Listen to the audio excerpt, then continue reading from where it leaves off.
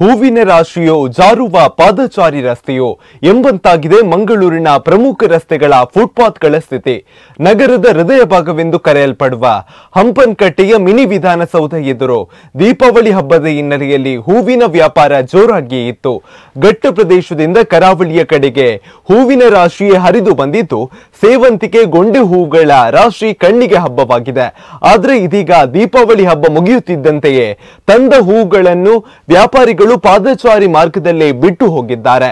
ಮಳೆಯಿಂದಾಗಿ ಅದು ಅಲ್ಲೇ ಚೆಲ್ಲಾಪಿಲ್ಲಿಯಾಗಿ ಉಳಿದು ಬಿಟ್ಟಿದೆ ಮತ್ತು ಕೊಳೆಯಲಾರಂಭಿಸಿದೆ.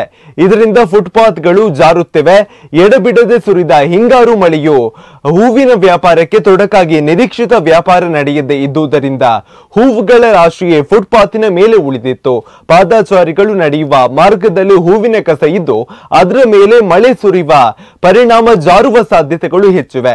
ಹೂವಿನ ವ್ಯಾಪಾರಿಗಳು ಮಾರಾಟದಿಂದ ಹಿಂದೆ ಸರಿಯುವ ಸಮಯದಲ್ಲಿ ಅದರ ಸ್ವಚ್ಛತಾ ಕಾರ್ಯಕ್ಕೆ ಆದ್ಯತೆಯನ್ನು ನೀಡಬೇಕು ಎಂಬ ಮಾತು ಈಗ ಬಲವಾಗಿ ಕೇಳಿ ಬರುತ್ತಿದೆ.